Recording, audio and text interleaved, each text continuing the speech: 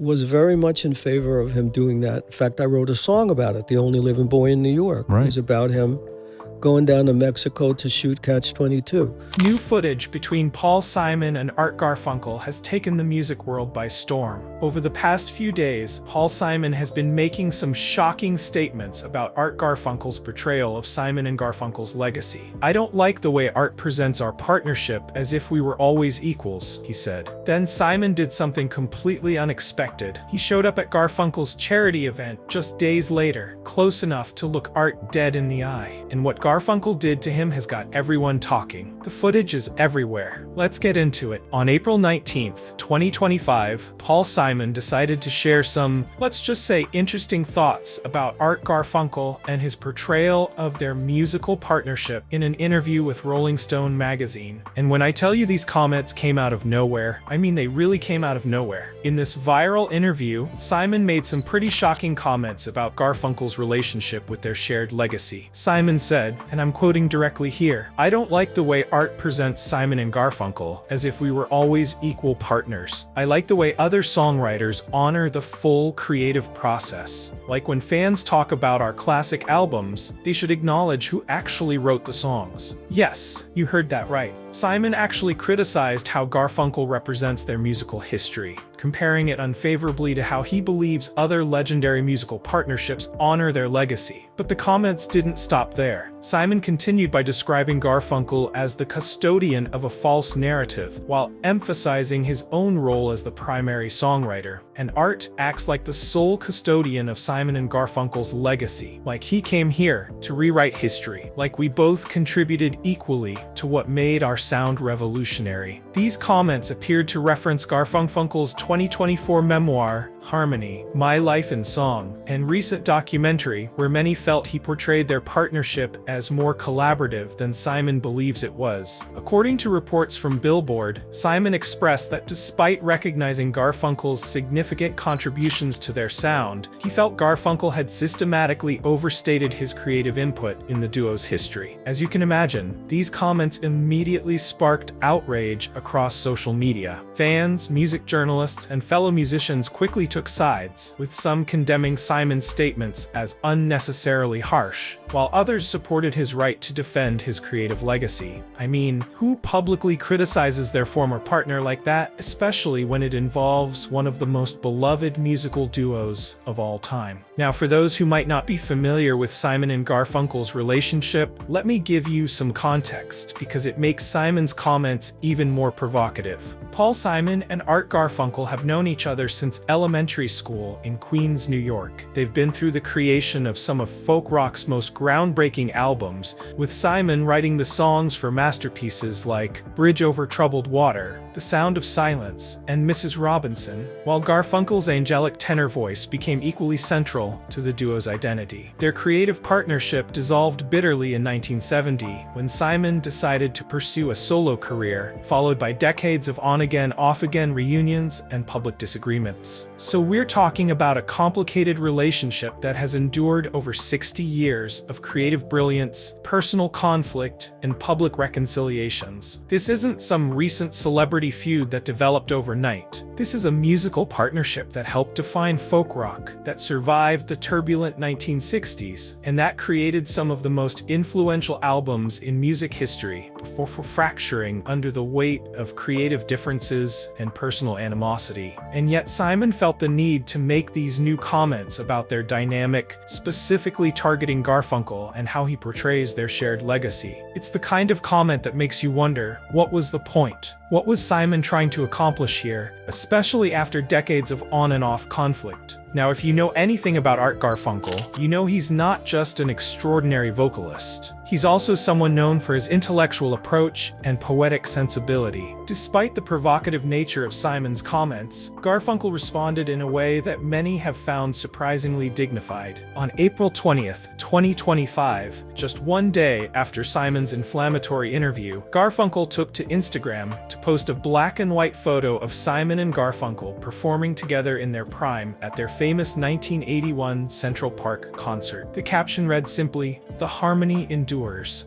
Simon and Garfunkel." While Garfunkel didn't mention Simon by name in the caption, the timing and content of the post made it clear that this was a direct response to the songwriter's comments. Without engaging in a point-by-point rebuttal, Garfunkel managed to dismiss the remarks while simultaneously celebrating their shared musical history. The social media reaction to Garfunkel's post was overwhelmingly positive. Fans applauded him for handling the situation with characteristic grace, with many noting how his response emphasized their musical legacy rather than engaging in the kind of heated exchange that has occasionally characterized their relationship over the decades. Now, you might think that after seeing Garfunkel's response and the public backlash, Simon would back down or perhaps even soften his stance. But that's not what happened at all. In fact, Simon doubled down on his remarks in a subsequent interview on NPR's Fresh Air on April 21st. In this conversation, Simon attempted to frame his comments as being about historical accuracy, stating, "Art knows I respect his musicianship enormously. I'm just trying to ensure that the true history of Simon and Garfunkel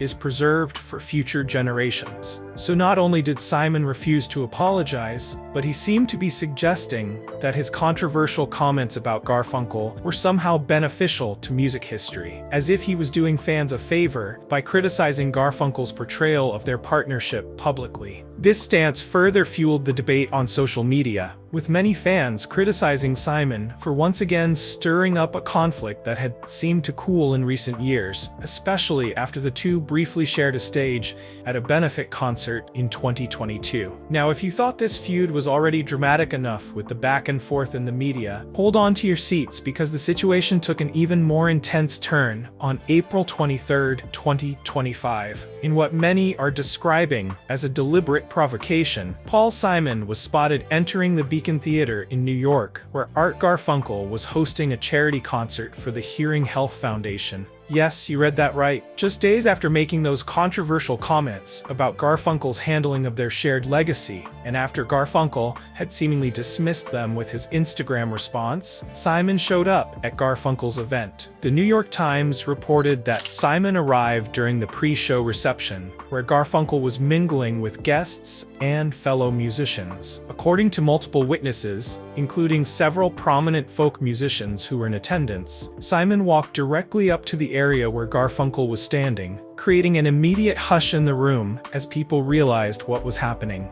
The moment footage of this confrontation leaked online, social media absolutely exploded. A post by Variety captured the moment, stating, "Paul Simon confronts Art Garfunkel at Hearing Health Foundation event tonight." According to music news site Pitchfork, fans couldn't believe the audacity of Simon showing up at Garfunkel's charity event amid this ongoing controversy, with many interpreting his presence as a direct attempt to create a scene at what was supposed to be a night focused on a worthy cause. I mean, just think about this for a second. We're talking about a charity event where Garfunkel was the headline performer, raising money for hearing health research. The focus should have been entirely on the cause and the music. And Simon walks into this space, the very same person who had just days earlier made disparaging comments about Garfunkel's handling of their shared legacy. Fan reactions on social media ranged from shock to disappointment to outrage. Some saw it as a publicity stunt, noting Simon's upcoming tour. Others viewed it as genuinely disrespectful, arguing that bringing personal drama into a charity event crossed a line. Either way, all eyes were now on Garfunkel to see how he would handle this in-person provocation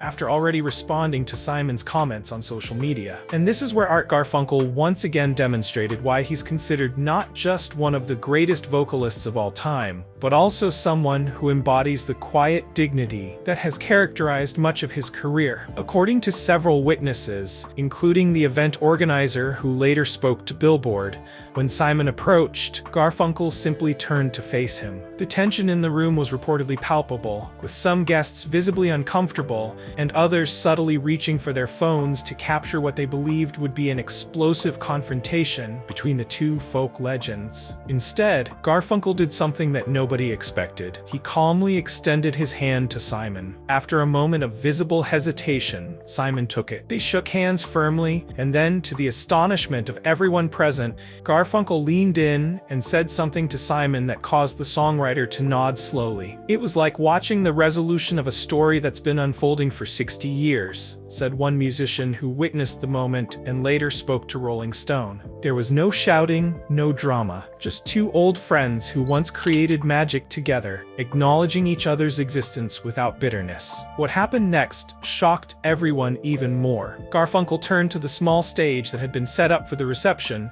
and gestured for Simon to join him. After a moment of what appeared to be genuine surprise, Simon followed. Without any formal announcement, the two picked up acoustic guitars that were on stands near the stage. As the room fell silent, Simon began playing the opening notes of Bridge Over Troubled Water, their most iconic song. After the intro, Garfunkel joined in, his voice still remarkably pure despite his age. They performed a stripped-down, intimate version of the song that had hundreds of guests in tears, aware they were witnessing something truly historic. Rather than letting Simon's provocative appearance derail the event, Garfunkel transformed the moment into exactly what the evening was supposed to be about: music that touches the soul and brings people together. This victory was particularly meaningful, given the circumstances and the charity being supported. Video of this impromptu performance, captured on dozens of phones, immediately went viral. Social media users were quick to share the footage, with many calling it one of the most powerful moments in music history. Two adversaries setting aside decades of bitterness, if only for one song,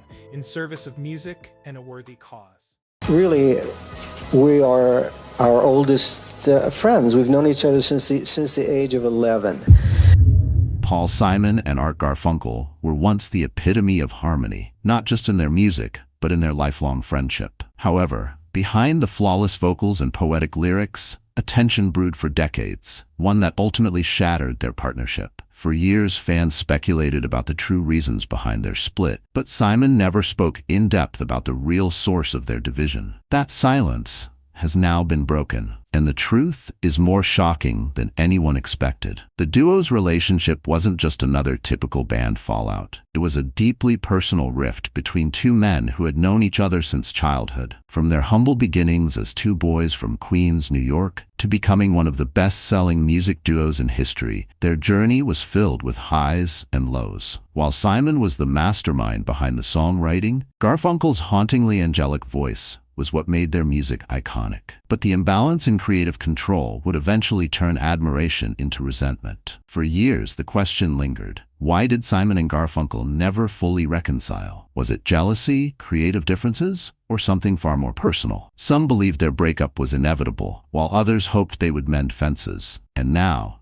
decades later, Paul Simon has revealed what truly happened and why their relationship was doomed long before their final split. In the world of music, duos often struggle with power dynamics. While both artists contribute to their success, there's always the looming question: who is the real star? For Simon and Garfunkel, this issue was never explicitly discussed, but it was always present. And when Simon recently opened up about their fractured friendship, he confirmed that the divide wasn't just about music. It was about identity, control, and years of unspoken frustration. Now, as Paul Simon finally lays out the truth about his partnership with Garfunkel, the revelations are sending shockwaves through the music world. What led to the breaking point? Why did their relationship become irreparable? And most importantly, could they have ever found their way back to each other? The answers to these questions are far more complicated than anyone ever imagined. Long before they were Simon and Garfunkel, they were simply Paul and Art, two kids from Queens who bonded over music. They met in elementary school and quickly formed a connection, sneaking out of class to harmonize in hallways inspired by their idols, the Everly Brothers. Their first moment of rebellion? Sharing a cigarette behind their school. A small act that would unknowingly mark the beginning of a lifelong journey together. At just 11 years old, they discovered their shared love for singing, and by the time they were teenagers, had formed their first musical duo, Tom and Jerry. The name wasn't as memorable as Simon and Garfunkel, but it was enough to get them their first hit, Hey Schoolgirl, which landed on the Billboard charts. This early success could have solidified their bond, but instead, it planted the first seeds of resentment. Simon was the one crafting the songs, pouring his soul into lyrics, while Garfunkel was simply lending his voice. But in the public eye, the dynamic seemed reversed. People assumed Garfunkel was the leader, the frontman, the voice of the duo, while Simon, the actual songwriter, often faded into the background. This misunderstanding gnawed at Simon, even in those early years. He knew he was the brains behind the operation, but the world didn't see it that way. Then came the betrayal that would never fully heal. A record executive approached Simon with an offer for a solo project, and without telling Garfunkel, he accepted. When Garfunkel found out, he was devastated. He felt abandoned, used, and most of all, like he had been left behind. This was their first major fight, and while they would eventually move past it, the wound never truly closed. It was a pattern that would repeat itself throughout their career. Moments of harmony, followed by moments of betrayal. And as the years went on, that initial crack in their friendship widened into an unbridgeable chasm. By the early 1960s, both Simon and Garfunkel had moved on from their teenage duo and were pursuing their own interests. Garfunkel was studying architecture at Columbia University, while Simon was still determined to make it in the music industry. Then, fate intervened. Simon had written a song, a haunting, poetic piece called The Sound of Silence. It was unlike anything they had done before, and when they reunited to record it, neither of them realized it would change their lives forever. Initially, the song flopped. Their debut album, Wednesday Morning, 3 a.m., barely made a dent in the charts, and the duo quietly went their separate ways again. But then, something miraculous happened. Without their knowledge, producer Tom Wilson took The Sound of Silence, added electric instruments, and released it as a single. Almost overnight, it became a massive hit. The duo was suddenly famous, but there was a problem. Simon hadn't been consulted about the changes to his song, and while the world was celebrating, he was fuming. For Garfunkel, success was all that mattered. He was ready to embrace the limelight and enjoy the ride. But for Simon, it was another moment where he felt like he had lost control of his own music. He was grateful for the success, but deep down, he resented how it had happened. He had poured his soul into that song, only to have someone else reshape it without his approval. And yet, he had no choice but to ride the wave of their sudden stardom. The fallout from The Sound of Silence was subtle, but it was the beginning of an internal war between the two. Garfunkel was happy to go along with the industry's demands,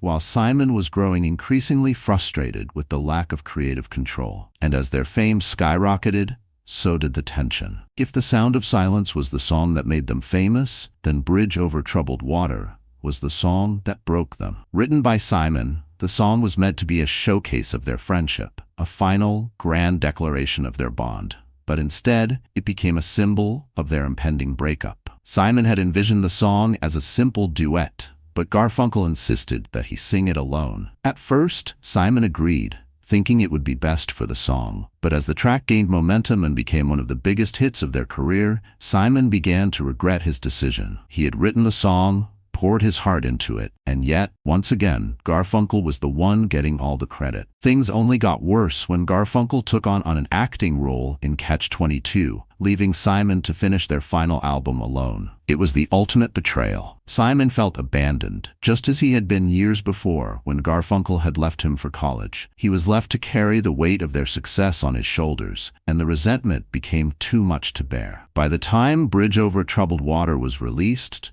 their relationship was already beyond repair. They were barely speaking, and their final performance together was nothing more than a formality. In the parking lot after the show, they shook hands and went their separate ways. No goodbyes, no final words, just silence. Despite their onstage chemistry, there was an undercurrent of jealousy that neither Simon nor Garfunkel could ignore. Garfunkel's soaring vocals gave him a level of celebrity status that Simon resented, even though Simon was the one writing the songs that propelled them to stardom. It was an imbalance that would eat away at their friendship for years. Paul Simon never explicitly voiced his jealousy during their peak, but behind closed doors, it was an unspoken war. When fans screamed Art Garfunkel's name at concerts, Simon couldn't help but feel overlooked. He was the mastermind, the one who meticulously crafted the lyrics and melodies, but to the audience, Garfunkel was the angelic voice that brought those songs to life. That stark contrast left a bitter taste in Simon's mouth, even as they sold out arenas worldwide. Even their own manager,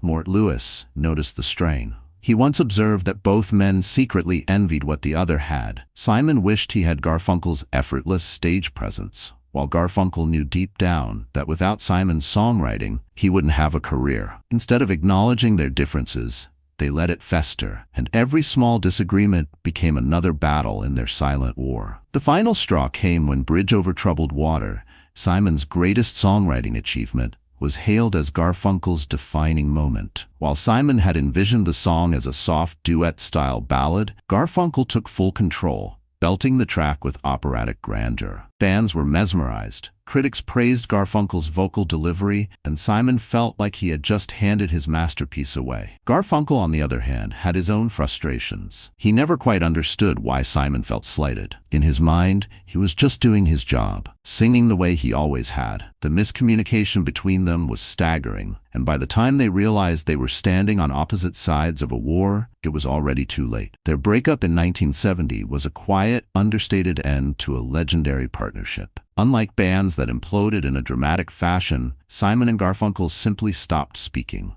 There was no farewell tour, no emotional final show, just a simple handshake in the parking lot, as if they both knew their time was up. The music industry was stunned. How could two men who had just released one of the greatest albums of all time, Bridge Over Troubled Water, suddenly call it quits? Fans desperately searched for answers, but neither Simon or Garfunkel gave any. The truth was, they were both tired of competing, tired of feeling like they owed something to each other, and most of all, tired of pretending everything was fine. Garfunkel was convinced they would reunite eventually. He never saw the split as permanent and assumed they would pick up where they left off when the time was right. But Simon had a different plan. He didn't just want a break, he wanted out for good. The thought of returning to the partnership made him feel trapped, and for the first time in years, he was free to make music exactly the way he wanted. In the years that followed, their paths couldn't have been more different. Garfunkel dabbled in acting, starring in Catch-22 and Carnal Knowledge, while Simon poured himself into his solo career. He was determined to prove he didn't need Garfunkel, and with hits like 50 Ways to Leave Your Lover and Still Crazy After All These Years, he did just that.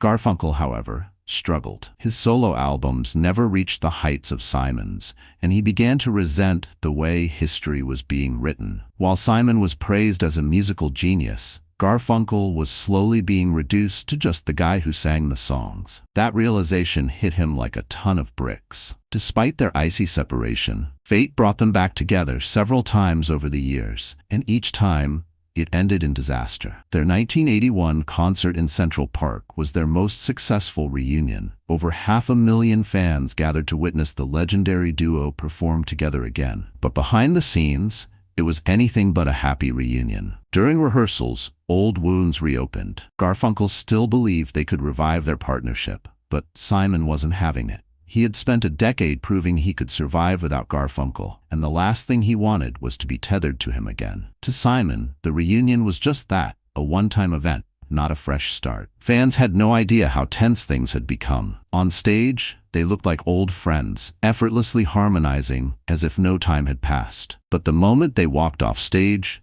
they barely spoke. The reunion was strictly business for Simon.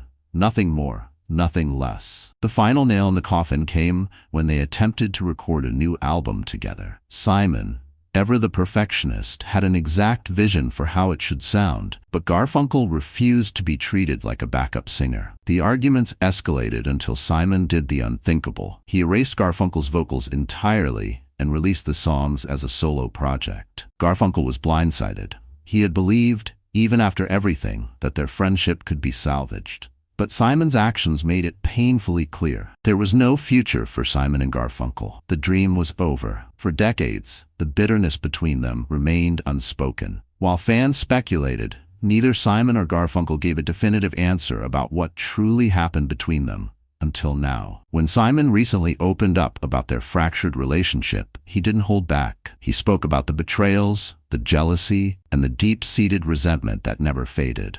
But his most shocking revelation? He never wanted to see Garfunkel again. Hearing those words felt like a punch to the gut for longtime fans. The idea that two men who had once been inseparable could now barely stand the thought of each other was heartbreaking. Simon and Garfunkel may never reunite, but their music will live on forever. Their songs captured the essence of an era, and their voices, despite the bitterness between them, created something timeless. But the reality of their story serves as a reminder that even the strongest friendships can fall apart under the weight of success. They started as two kids who simply loved to sing, but fame changed them. Their partnership was built on music, but destroyed by ego. Don't forget to leave a comment below, and don't forget to like and subscribe for more deep dives into music's biggest secrets.